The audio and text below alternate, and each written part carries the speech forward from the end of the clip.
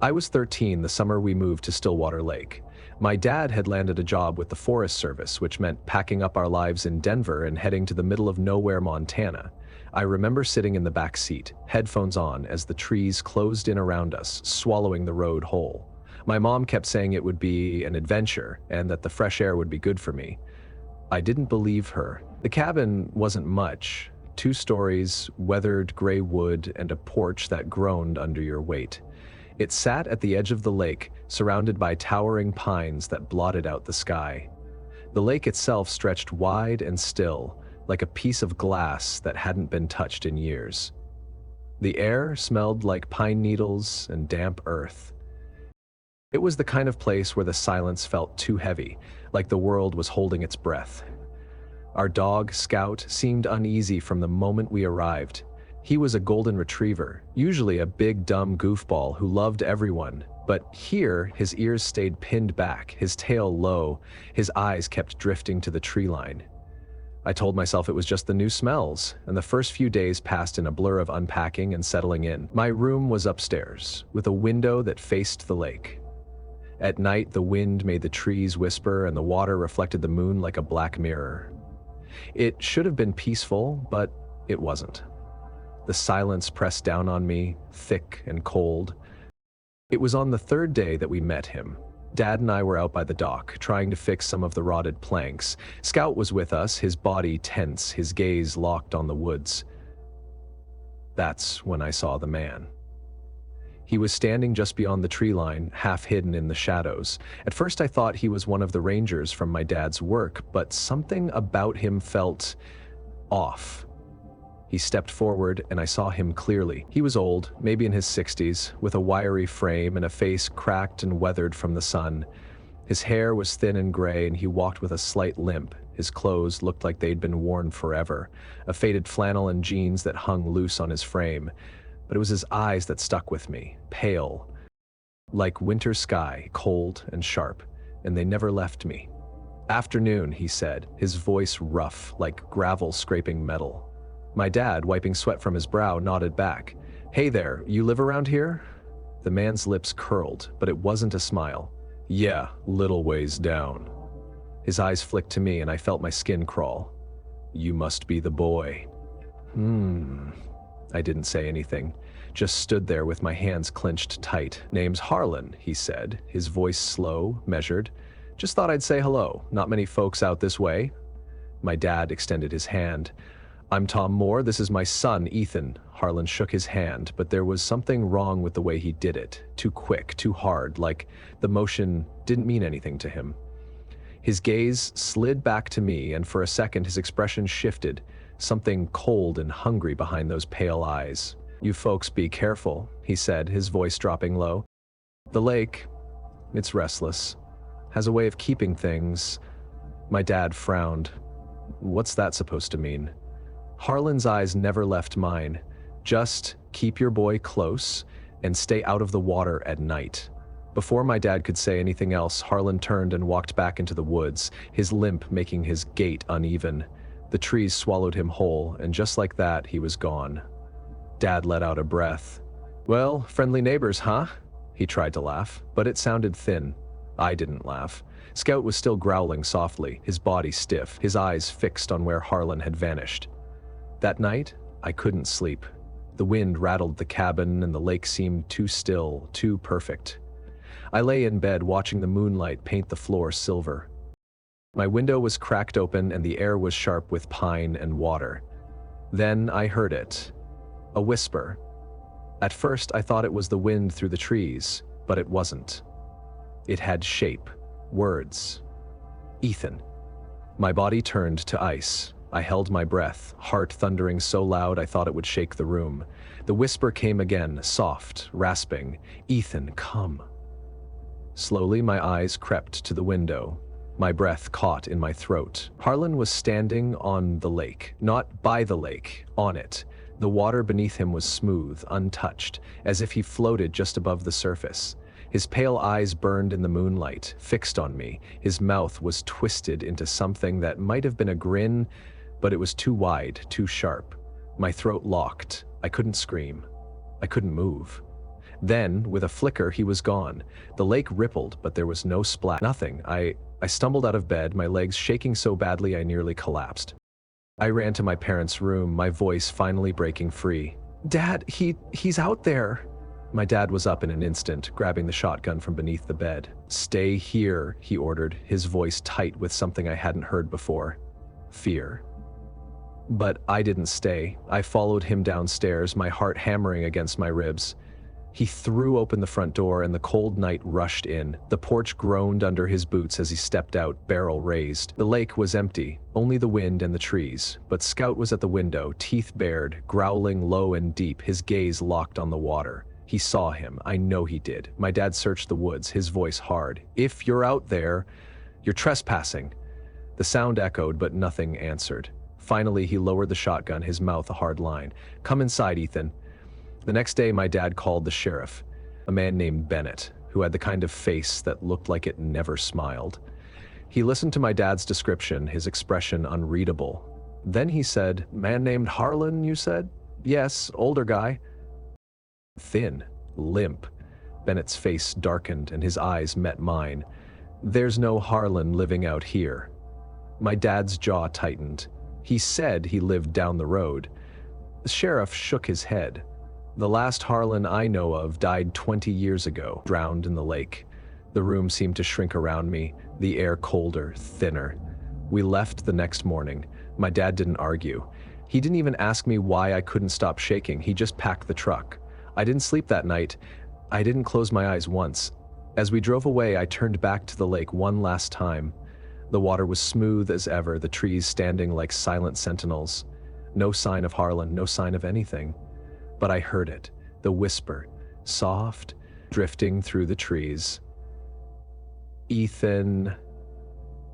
I never went back to Stillwater Lake, but I hear it sometimes. When the air is cold and the wind is still, I hear the water calling my name, and I know someday it will find me. I've always believed that some places carry echoes, whispers of what has happened within their walls. I didn't believe that until we moved into the house on Willowbrook Lane. But let me back up a little. You should know how it started. You should know what happened before. It was my husband, Lucas, who found the place. A towering Victorian tucked between oaks and wrapped in ivy. It stood like something out of a Gothic novel, beautiful and unsettling all at once. After leaving the cabin at Stillwater Lake, we swore we'd never live anywhere isolated again. But Asheville felt different. It was a real town with neighbors and streetlights. The house, though, well, the house was another story. I remember the way the air felt heavier the moment we stepped inside. Dust clung to the floorboards, and the whole place smelled faintly of earth and something metallic, like rusted nails. Our real estate agent chirped on about original fixtures and historic charm, but I barely heard her. My eyes were on the massive mirror in the foyer, 7 feet tall, framed in dark, twisted wood that seemed to pull in the light around it. I remember catching my reflection as we passed, but something about it felt wrong. Too slow, a fraction out of sync. Lucas was already in love with the place, and God help me, I let myself believe it could be a fresh start. We closed the deal within the week. It felt like the house had been waiting for us. The first week was chaos, the way all moves are. Boxes, misplaced furniture, and the constant disorienting thump of footsteps on unfamiliar floors. At night, the house settled and groaned, but I told myself that was normal. Old wood has a memory, right? But what wasn't normal were the footsteps that didn't belong to us. The ones I heard above me when we were both downstairs, or the soft, distant giggle I heard one night when I was brushing my teeth. I convinced myself it was the pipes, or maybe the wind. But then we found the room. We were rearranging furniture in the foyer when Lucas suggested we move the giant mirror. "Might open the space up," he said, wiping dust from his forehead. Together we pulled it away from the wall, and that's when we saw it, a door. It was narrow and old, the paint cracked like dry skin. We stood there, staring, and I swear I felt the house holding its breath. Lucas, ever the explorer, reached for the knob. "Wait," I said, and I couldn't explain why. Something about that door made my mouth dry and my stomach knot. But Lucas turned it anyway. The door opened with a sigh, long, low, like something had been trapped behind it for years. The room beyond was wrong. Dust coated the floor, and the air was thick with a sweet, rotting smell. Light from the window was thin and pale, like it didn't want to go any further inside. In the corner, a child's chair sat facing the wall. Above it, a cracked mirror hung crooked, its surface fogged and gray. And the cold, God, the cold was biting. The air felt heavy, like it was pressing against my skin. Lucas stepped inside, his voice playful but tight with unease. Well, surprise room, I guess we get a bonus. But my eyes were on the walls. Faint, barely visible scratches, tally marks, rows and rows of them, carved deep into the plaster. I felt a chill climb my spine. Let's get out, I said quickly. Lucas, sensing my tone, nodded. Yeah, let's finish up tomorrow. We closed the door. I felt something in the air shift, like a string pulled too tight. That night, I dreamed of the mirror. I was standing before it, but the reflection, it wasn't me. She looked like me, same face, same eyes, but her expression was wrong, too wide, too sharp. She pressed her hand to the glass, and I felt the cold seep into my bones. When I woke up, my breath was frosting the air. The next day, we met Mrs. Caldwell. I found her name on an old document in the kitchen drawer. She'd been the previous owner. I called her, hoping for some friendly local knowledge, but when I mentioned the room, her voice changed. You opened it, she said, flatly. Her voice, even through the phone, felt like a winter draft. Yes, I said, feeling a ridiculous need to apologize. It was hidden, behind the mirror. You shouldn't have done that, she said, her voice tightening. That room was sealed for a reason. I felt my skin prickle. Why? There was a long, awful silence, and then, softly, because it calls them. I didn't know what she meant, but I didn't get the chance to ask. She hung up. That night, the house woke up. It started with the footsteps, soft, almost playful, padding along the hallway outside our room. Then the whispers, high, childlike, just below hearing. I felt the mattress shift as Lucas sat up, his hand gripping mine. The air grew thick, electric, like before a thunderstorm. And then, the door to our bedroom began to open. Slowly. But nothing was there. No, that wasn't true. Something was there, just out of sight, a darkness thick enough to have a shape, a shadow that didn't belong to anything. Then, from the hallway, came the soft, unmistakable sound of a child's giggle. Lucas squeezed my hand hard. What the hell is that? I knew, somehow I knew. The room, it wanted to be opened again. I found my voice. We have to confront it. Lucas's eyes flashed with fear, but he nodded. We left the bedroom together, the air freezing around us. The hallway stretched longer than it had any right to be. At the end, the mirror, it was waiting. But we didn't see ourselves in it. We saw the room, and in the room, the shadow stood, human-shaped, tall, watching. I felt it, cold, ancient hunger. It had waited behind that door for so long, and now it was free. But I don't know where the strength came from, maybe the sheer primal terror of losing control, but I stepped forward and shouted, "This is our home!" My voice cracked with fear but carried something else. Anger. You don't belong here. The thing in the mirror moved. No, it shifted, like darkness folding into itself. The mirror's surface warped, and for a second I felt something resist. And then it was gone. The house fell silent, the air lost its bite, but the mirror stayed, and in it, something deep and unseen still watched from the glass. We didn't move, we stayed, but we never opened that room again. Lucas sealed it, plastered it over, and the mirror, well, I couldn't bear to remove it. It felt like if I turned my back on it completely, it would pull us back inside.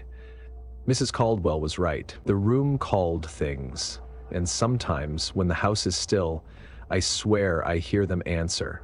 Soft footsteps, a child's laughter, and in the mirror, a flicker of someone that looks like me, but isn't.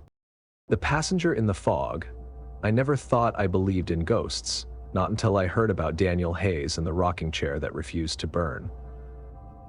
The notion that a spirit could cling to an object, creaking it in the dead of night, leaving marks that never truly disappeared, shook me deeply. I kept imagining that woman he mentioned, Margaret Green, lingering in the dark corners of his home, forever bound to that old piece of furniture. Listening to his story, I felt a chill that had nothing to do with the crisp weather rolling into Red Hollow, Virginia, where I lived and worked as a nurse. My name is Rebecca Langley, I'm 25 years old, and I used to think my biggest fears revolved around mistakes at work, injecting the wrong dose of medication or missing a critical sign in a patient. But after Daniel's account of ghostly footsteps and shadows dancing in the corners of his vision, I found myself lying awake at night staring at the faint glow of the street lamp outside my apartment window, half convinced I heard something scraping across my own floor. For weeks, though, nothing out of the ordinary actually happened. Life in Red Hollow was quiet, monotonous even, and I settled back into my usual routine, waking up before dawn for an early shift, caring for patients, and returning home after dark to watch random shows until I dozed off on the couch. Some nights I dreamt of that rocking chair, of Margaret Green rocking slowly and looking up at me with clouded eyes, but I always woke up safe in my living room, heart hammering but otherwise unscathed. I thought that maybe I'd gotten away from the creeping dread of Daniel's story, that his experience was just a reminder of how vast and unknown the world could be. Then one evening, after a hectic shift in the ER, I left the hospital past midnight, exhausted to the point of numbness. Red Hollow is a small town, and at that hour the roads were all but deserted. A dense fog had rolled in earlier that day, blanketing everything in a watery, gray hush. Streetlights glowed like faint orbs, and my breath fogged the windshield as I climbed into my aging sedan. All I wanted was to get home, take a hot shower, and bury myself under the covers. No ghosts, no shadows, just a good night's rest. At first, the drive seemed uneventful. Visibility was terrible. I strained my eyes to see the road, my headlights illuminating little more than the swirling mist right in front of me. The low beams caught only glimpses of the asphalt, and once or twice I saw the silhouette of a pine tree looming by the shoulder. The further I went, the thicker the fog grew. Eventually, it felt like drifting through some other dimension, the world reduced to that short stretch of illuminated road and the hollow silence pressing in. Then I spotted him. Up ahead at the edge of the fog, a figure stood on the shoulder, facing away, water dripping off his long coat. My first instinct was caution. Too many horror stories start with someone picking up a hitchhiker in the dead of night. But the nurse in me refused to pass by, not when he looked so utterly alone, practically trembling in the cold. I slowed down, rolling my window down just enough to call out, "Do you need a ride?" The man turned his head slowly, his face pale in the reflection of my headlights, and for a moment I had that uneasy feeling you get when you sense something is off. He was tall and gaunt, eyes sunken with exhaustion, maybe even pain. He paused, then nodded. "Please," he said in a low voice, "if it's no trouble." My heart pounded with the echo of Daniel's warnings about haunted objects and restless spirits, but this was a human being in need, and I'd taken an oath to help.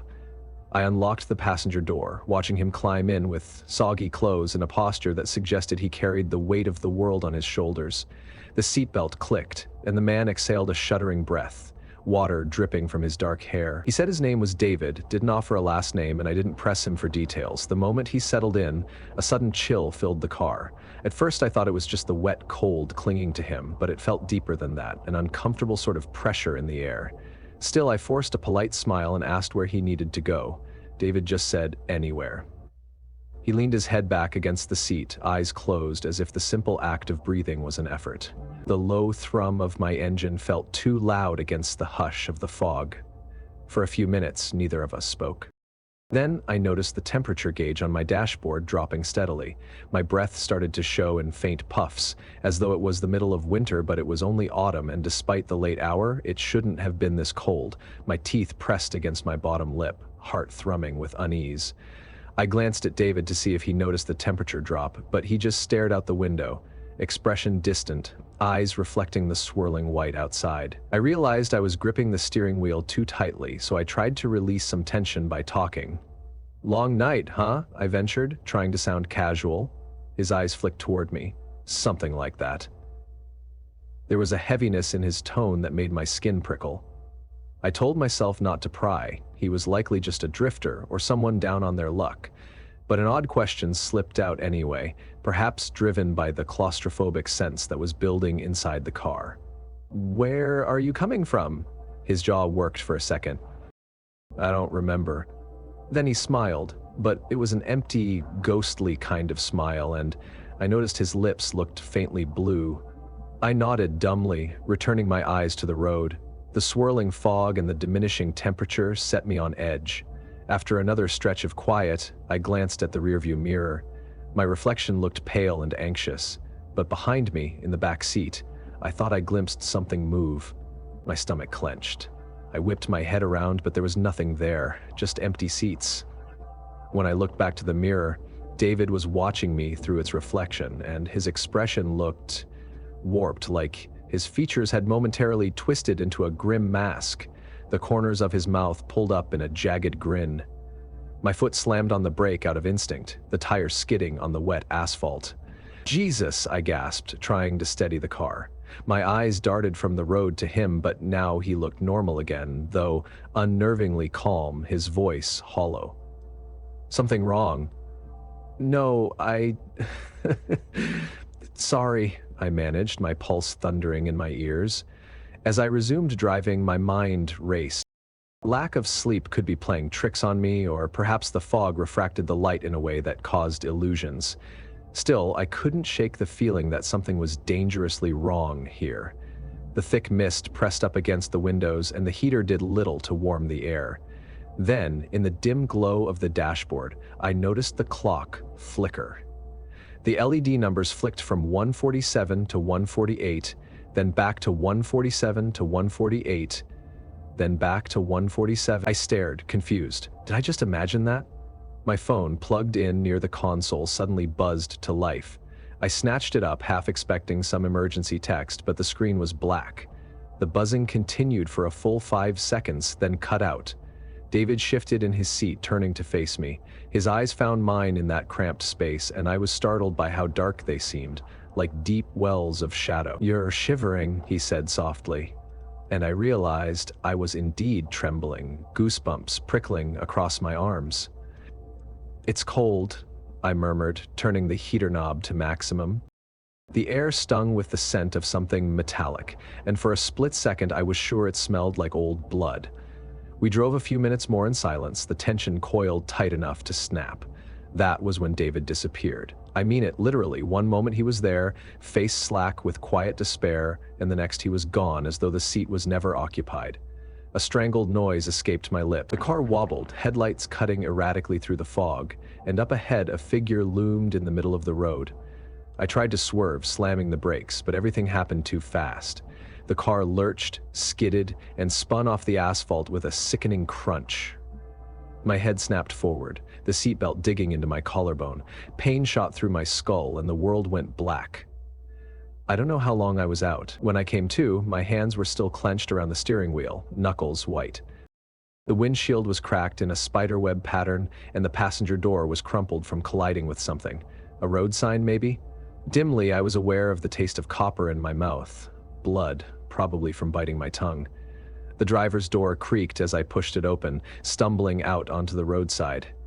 The night air was frigid, fog swirling around me, and I took a shaky breath, scanning my surroundings. That was when I saw David standing about 5 feet away, staring at the wreck.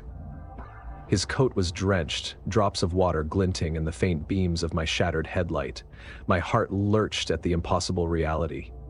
"David," I managed, voice hoarse. He said nothing, only slowly turned his face toward me. His eyes were so hollow they seemed black. A trickle of something, water or tears, slid down his cheek. Then I noticed his boots weren't touching the ground. He floated just an inch or so above it, rocking slightly as though the wind might carry him off. I gasped, pressing myself against the cold metal of my car door. Even with the adrenaline surging, my body trembled in abject terror. His mouth parted, lips forming silent words I couldn't read, and for a heartbeat, time felt suspended. Then he faded. There was no burst of light or swirl of shadow, just a slow vanishing, as though the fog was reabsorbing him. Immediately I heard sirens in the distance. I sank to my knees, not caring if the damp chill seeped into my pants, tears burning hot trails down my face as shock and relief warred inside me. A paramedic arrived soon after, shining a flashlight in my eyes, checking if I was coherent. I tried to explain about David, but I must have sounded delirious because I saw the pity in their expressions. The police officer who approached, a tall woman named Lieutenant Miller, took my statement politely. She asked if I could describe the person I swerved to avoid. When I said David, her brows furrowed. "David Thompson?" she asked, her voice laced with subdued disbelief. She explained that 20 years back a young man named David Thompson died on that very stretch of road when his car skidded off in foggy conditions. Locals sometimes whispered about seeing him hitchhike.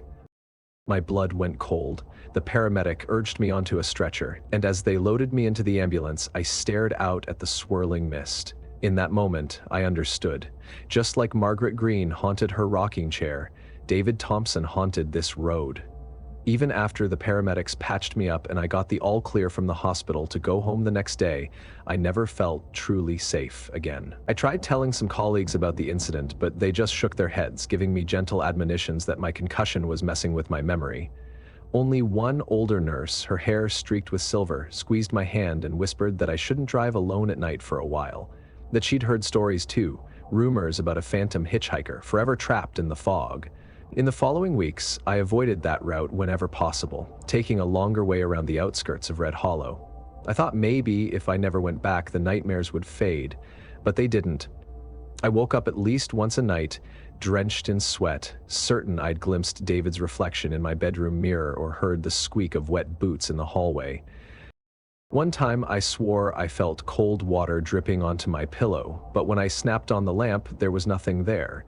Even now, as I write this, the memory of his empty eyes makes my stomach twist. Sometimes I wonder if he was truly malevolent, or just a lost soul who didn't realize he was gone, reaching out for any warmth he could find.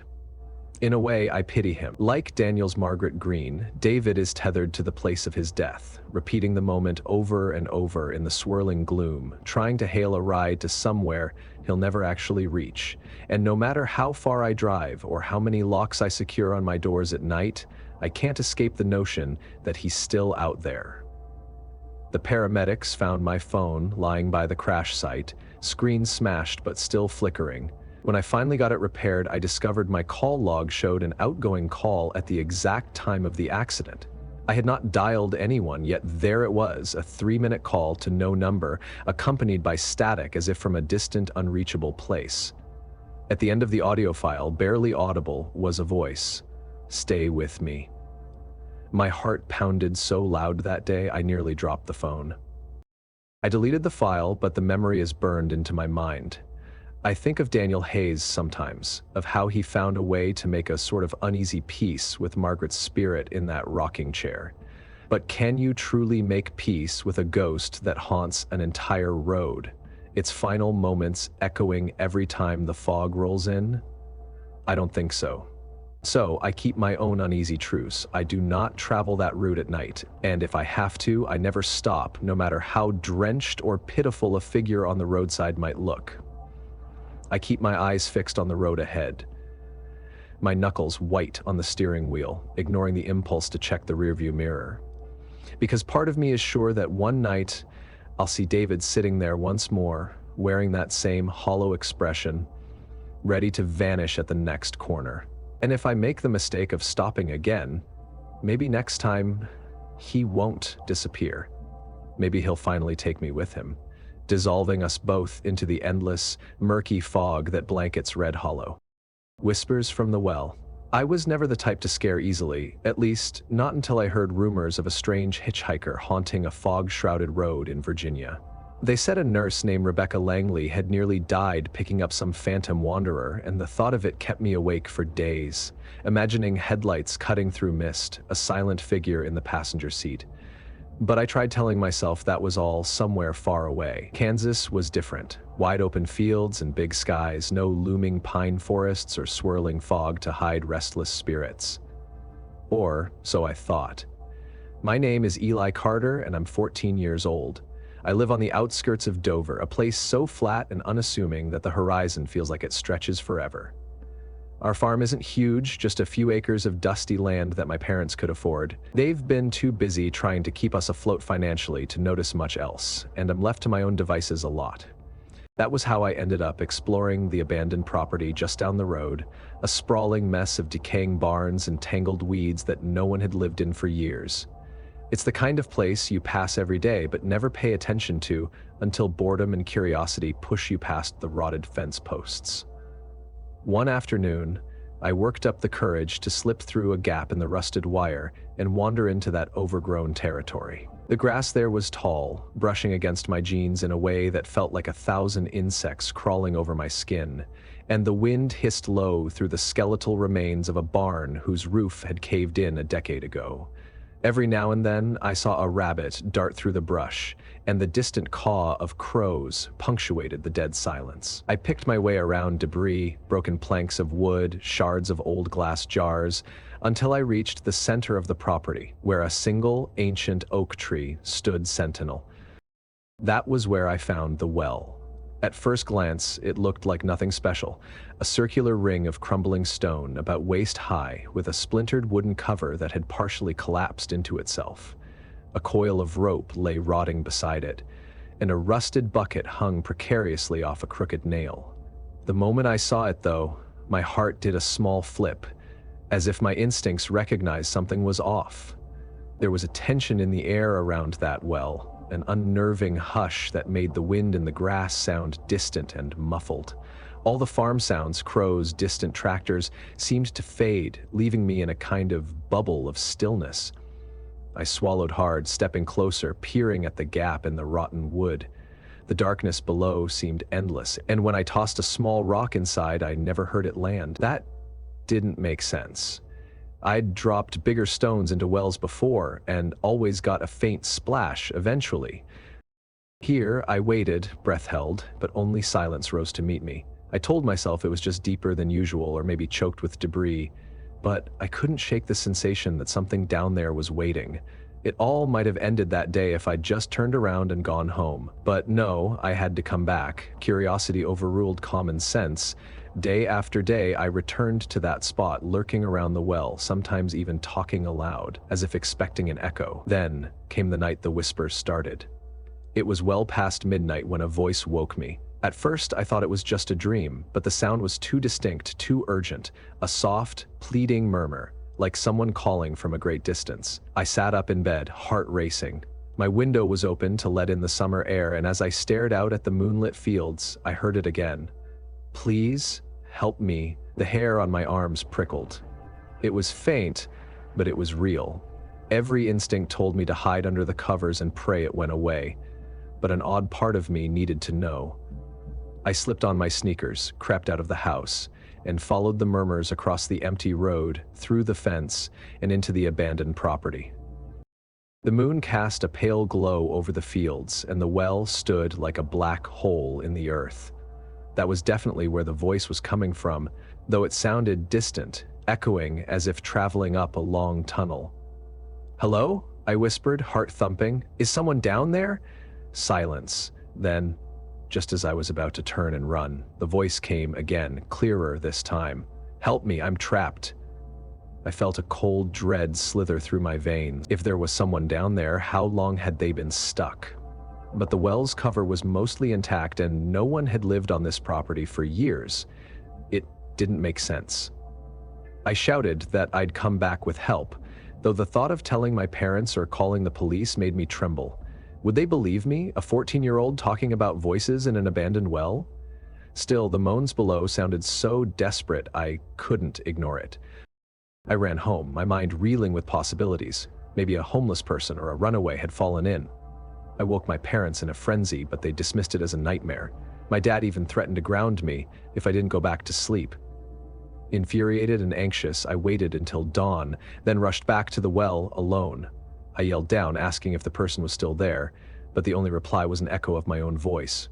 Confused and exhausted, I spent hours circling the area, looking for any sign of footprints or a path to the well. Nothing. That night, the whispers resumed, more insistent, almost frantic. Eli, help me. I can't get out. How did it know my name? That question made my skin crawl. I was sure I'd never given it. I felt paralyzed in bed, covers pulled up to my chin. My parents were asleep down the hall, no help at all, and part of me feared that if I told them again, they'd just get angry. So I listened, heart pounding so loud it nearly drowned out the voice. Then, something dark and unexpected flickered through my mind. I saw the well. But in my imagination it was surrounded by rotted boards and swirling blackness, and a pale hand was reaching up from the shadows. The image was so vivid I almost screamed, covering my mouth at the last moment.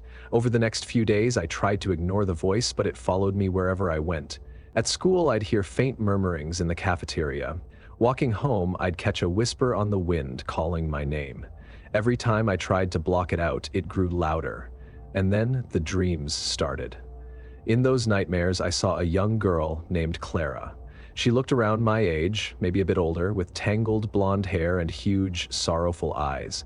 She'd appear in an old-fashioned dress streaked with dirt, beckoning me toward the well. The farmland in my dream was the same property, except everything was sharper, more real, and the sky was always a stormy gray. Clara would mouth silent words, then vanish the instant I stepped close to her. When I'd wake, my sheets would be twisted around me, and my mouth felt coated in dust, like I'd spent all night breathing in the stale air of the well. One evening, I found an old lantern in our barn. My dad used to keep it around for emergencies. I stuffed it in a backpack with a lighter, then snuck out after my parents had gone to bed. I had a plan. Light the lantern, lower it into the well, see if I could catch a glimpse of whoever was down there. My heart hammered with fear, but I had to do something. The voices were driving me insane. Reaching the well, I hooked the lantern to the frayed rope and carefully lowered it through the gap in the crumbling cover. At first, all I saw was a circle of dim light descending. Then it vanished into blackness, swallowed by the depths. The rope kept going and going, far longer than I expected. Finally, I felt resistance, as if it had hit the bottom. I leaned over, straining to see. And that was when the rope jerked. I gasped, nearly dropping it. The lantern flickered as if something moved past it. My eyes watered with panic, but I tried to hold steady. Then a sudden yank nearly pulled the rope from my hands. I heard a scraping sound, like nails on stone echoing up the well. My arms burned with the effort of keeping hold, and fear surged through my veins. A voice floated up. "Eli, come closer!" In a frenzy, I tugged the rope, reeling the lantern back up. It emerged from the darkness, flames sputtering wildly, and my stomach twisted at what I saw. The glass was scratched from the inside, like fingers had clawed at it. That was enough. I stumbled back, letting the lantern clatter onto the old boards. I scrambled away from the well, certain I saw movement within the gap, an arm or a shape, though it vanished as soon as I blinked. I raced home, tears stinging my cheeks, and locked myself in my room. For hours I lay awake, anticipating a voice at the window or footsteps down the hall. But the night was oddly silent. That silence carried over into the next day and the day after that. No whispers haunted me. I almost convinced myself it was over, that maybe I'd done something to appease the spirit or creature down there. Then, on the third day, I woke to find a small smudge of mud on my windowsill, shaped like a child's handprint. That night, the whisper returned, hushed but furious. "You left me. You left me down there." My dreams turned vile. In them, I leaned over the well, and a reflection stared back from the water's surface. Except it wasn't mine. It was Clara, or what was left of her, with rotting skin stretched tight across a skull-like face. She grinned, then reached through the surface as if it were a mirror, grabbing my throat. I'd jolt awake, gagging, convinced I felt cold fingers against my neck. Enough was enough. Telling my parents was pointless. Telling the police would get me laughed at. So I decided to solve it myself, once and for all. I grabbed a bigger lantern, a spool of sturdy rope, and an old pulley from our barn. At sunset, I made my way back, determined to descend into the well and see what was truly there. Fear pounded in my chest, but something beyond fear pushed me, call it morbid curiosity, or the sense that if I didn't confront this, it would never stop. After rigging the pulley across the top beams of the well, I tied the rope around my waist, lit the lantern, and began my slow, trembling descent. The walls were slick with algae and thyme, the air reeking of mildew. My lantern cast dancing shadows on the stones, each one seeming to move on its own. I felt like I was descending into the throat of a giant creature, every nerve screaming for me to go back. Deeper and deeper I went, until the circle of moonlight above was just a pinprick. My breathing sounded deafening in the darkness, and the rope creaked ominously with every shift of my weight. When my feet finally touched something solid, I realized the bottom was a mire of mud and rotting leaves. The water level was low, just enough to soak my ankles in frigid blackness. Holding the lantern high, I scanned the chamber. A shape flickered at the edge of the light. Bones.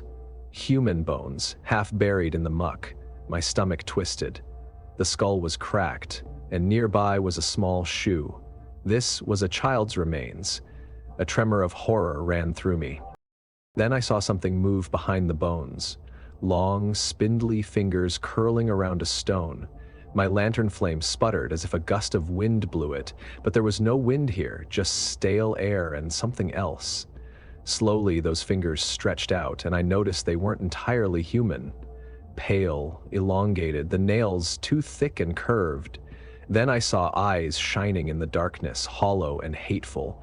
My entire body froze. A rasping voice filled the well. "Stay with me."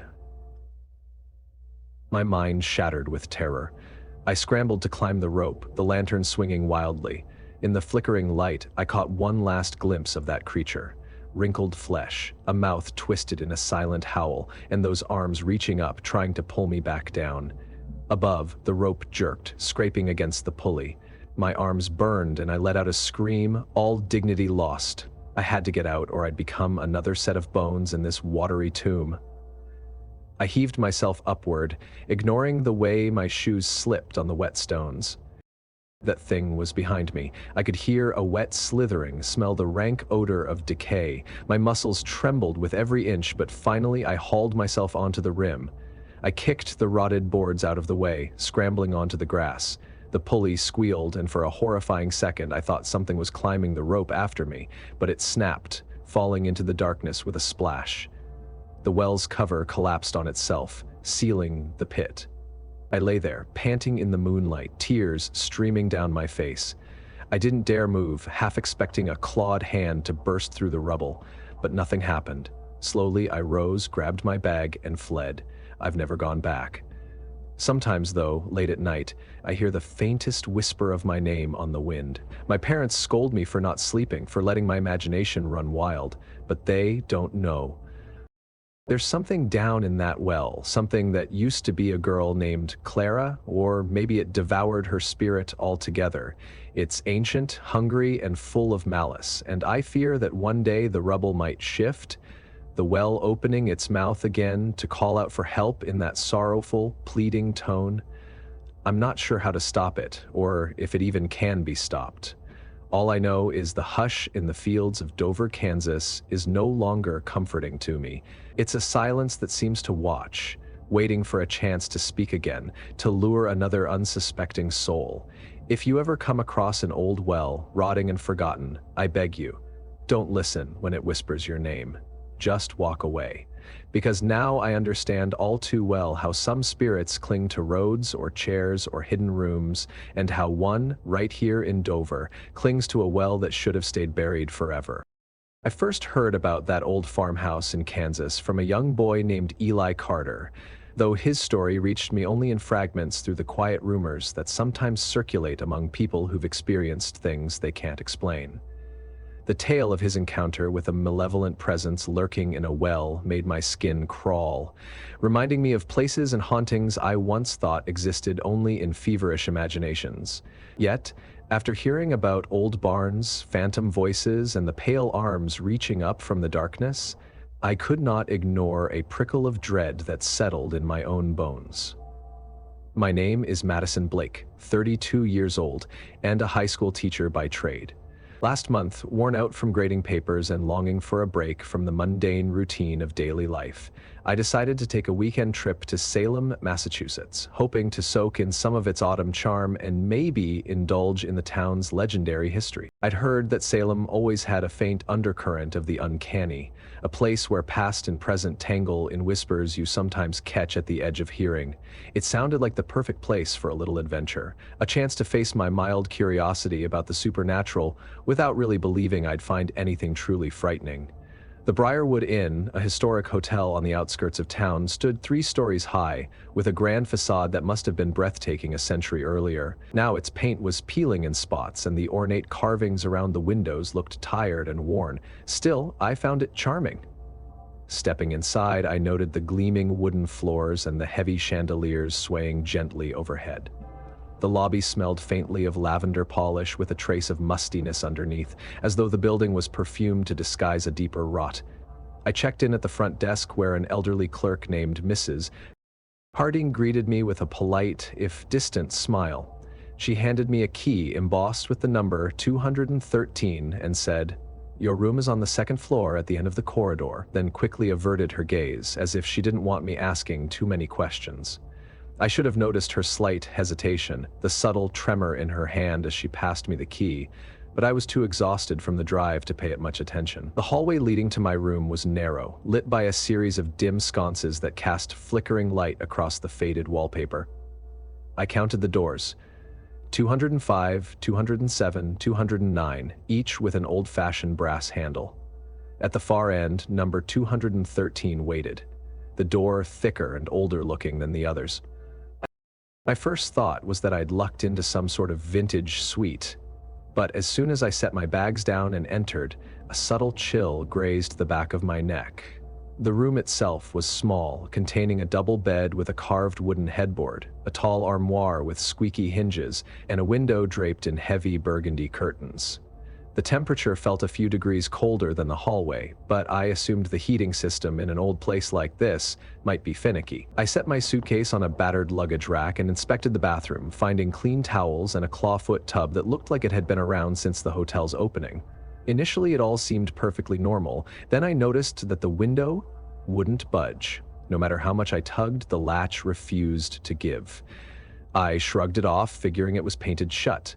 I spent the afternoon exploring Salem, visiting old cemeteries and touristy shops, snapping photos of brick paths and leafy streets. By the time I made it back to the Briarwood Inn, dusk was already thick, and fatigue from the day's wandering had settled into my bones. I considered a short walk around the property, but realized how appealing my bed looked, so I showered in that antique tub, changed into a soft pair of pajamas, and crawled under the covers.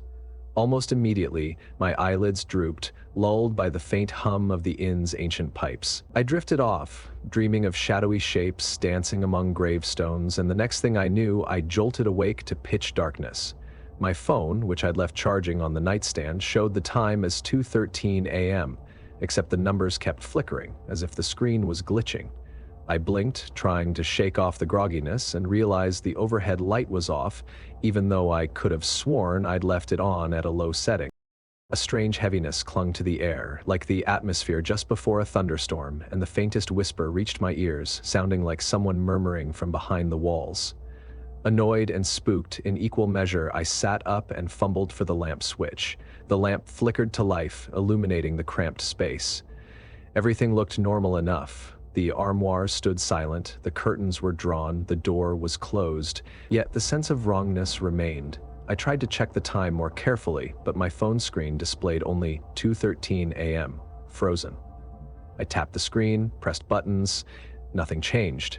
I forced a laugh, suspecting a technical glitch, maybe no signal or a drained battery. Then I heard it again, soft, urgent whispers, so faint I thought I might be imagining them. Convinced I was still half dreaming, I swung my legs over the bed and crossed to the door, hoping to step into the hallway for a moment of clarity. The doorknob rattled under my hand, locked. I searched for the deadbolt, but there wasn't one, only an old brass knob and a simple latch. Still, the door wouldn't open. My pulse began to quicken. Perhaps the wood had swollen from humidity, I told myself. But I tugged, harder and harder, and the knob refused to turn. "Hello?" I called, pressing my ear to the door. "Is anyone out there?" Silence, or so I thought, until the hush broke with a faint voice, closer now as if pressed against the other side of the door. "Stay with us. it breathed, and the words sent an icy jolt through my spine.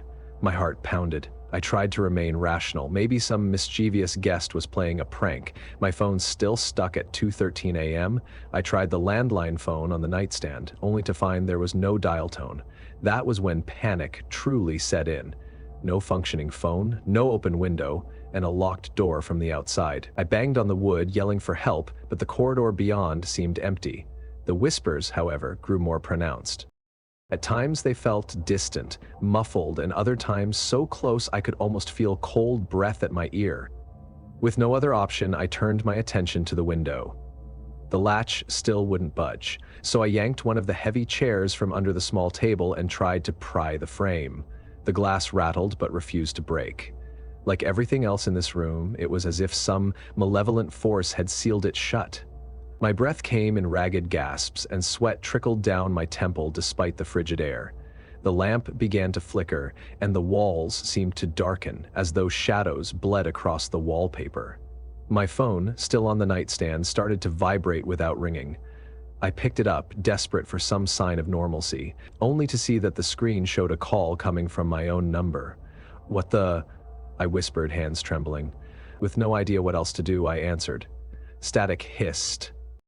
Then, layered within the static, dozens of voices, all whispering at once, though I couldn't make out a single coherent phrase. Panic throttled me. I hung up and hurled my phone onto the bed, where it went silent. My reflection in the black TV screen looked pale, frightened. A flicker of movement behind me made me spin, heart hammering.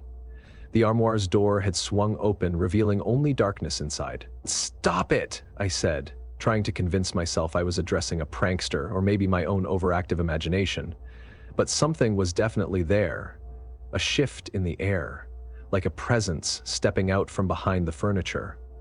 The whisper rose again. "Stay with us, stay." I backed away, my heel colliding with the bed frame. My mind spun through every ghost story I'd ever dismissed. Is this how it ends? Did I wander into some cursed room, doomed to vanish from reality? I forced myself to think of rational explanations. Faulty locks, an electrical glitch in the lamp. Maybe the phone lines in an old building were unreliable. But that voice, it was real. The overhead light flared, then died, leaving me in a flickering half-glow from the lamp. The walls seemed to pulse, shadows contracting and expanding. I gulped air, tasting fear like metal on my tongue. "I'm not staying here," I managed to rasp, then lunged for the bedside table. My fingers curled around the small flashlight I always carry in my bag. Its beam cut through the dimness, illuminating a swirl of dust motes dancing in the cold air. I flicked it toward the door, intent on jamming the chair beneath the knob, trying anything. But the door was gone, or at least it wasn't in the same place. Instead, the wallpaper continued seamlessly across the wall, as if no door had ever existed. I staggered back, my flashlight beam shaking wildly. Sweat poured down my face, and I choked on a sob that threatened to claw its way out of my throat. "No, no, no," I muttered, shining the light frantically along the wall. The door had to be there. I'd just touched it minutes ago. But all I found was unbroken wallpaper, the floral pattern swirling in a nightmarish design that twisted my stomach. "Let me out!" I shrieked, pounding where the door should have been. My knuckles met something solid, but it felt more like stone than wood. The whispering intensified, echoing from the ceiling, from the floor, from behind the armoire, all chanting in a soft cacophony. "Stay with us." Lightheaded, I stumbled back and bumped into the bed, losing my footing. Darkness flickered at the edges of my vision. My phone vibrated again, though I no longer dared to look. Then the lamp died completely, plunging me into the gloom lit only by my trembling flashlight. In that wavering circle of light, I could see shapes moving along the walls, hundreds of faint silhouettes as if people were trapped just on the other side of the wallpaper, pressing their faces and hands against it, trying to reach me. Some part of me realized I needed to remain calm or risk losing my mind entirely. I forced myself to inhale, exhale, and considered the possibility that I was dreaming. Maybe I'd dozed off reading local ghost stories. If I just willed myself to wake up. But a gust of icy wind swept through the room, scattering that hopeful thought. Something brushed my shoulder, invisible yet unmistakable in its cold, clammy texture. I screamed and scrambled away, flashlight clattering to the floor. Darkness swallowed me. My heart hammered so loudly it drowned out the whispers for a moment. Then they roared back, urgent and hungry.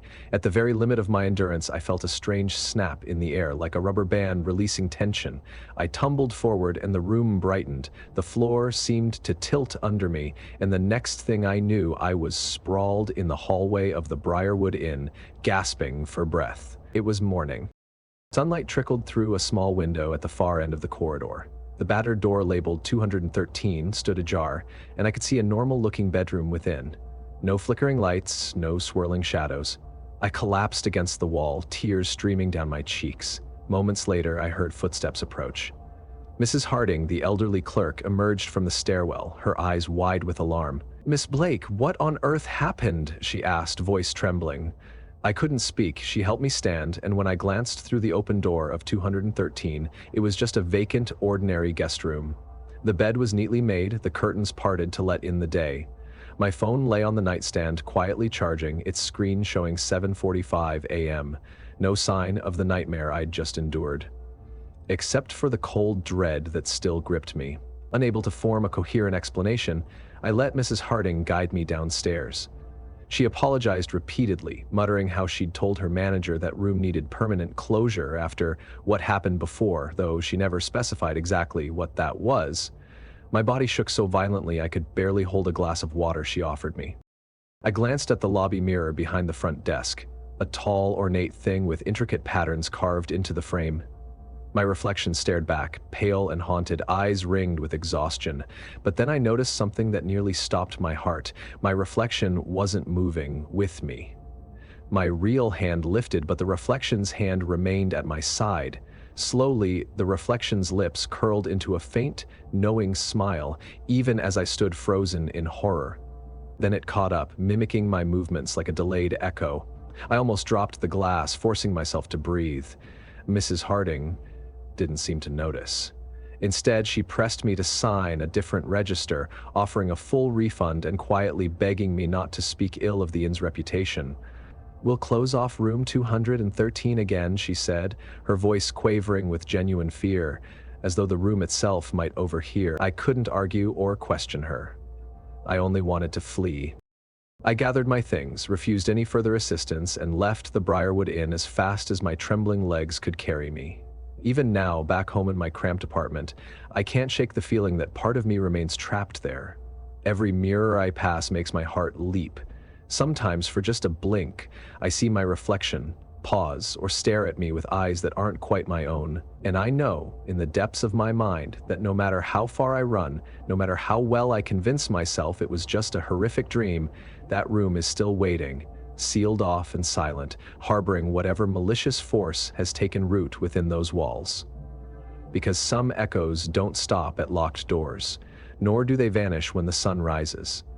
They find you in every reflective surface, every window, waiting for the moment you let your guard down. And they whisper, "Forever, stay with us."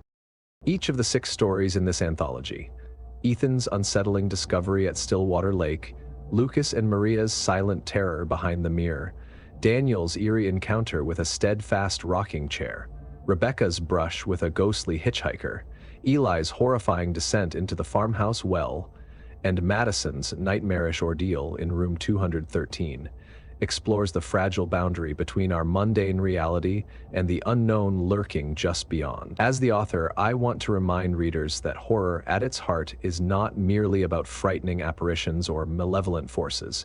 Rather, it is a way to illuminate the darkest corners of our fears, exposing how isolation, doubt, and curiosity can push us to places we might never otherwise go. One lesson that resonates through these tales is the importance of listening to our instincts. Often, characters sense that something is amiss. Ethan feels uneasy about the lake, Maria notices a strange coldness in that hidden room, or Rebecca's gut warns her not to pick up a stranger late at night. Yet they proceed, brushing aside that inner voice. While curiosity can lead us to remarkable discoveries, it can also place us in danger.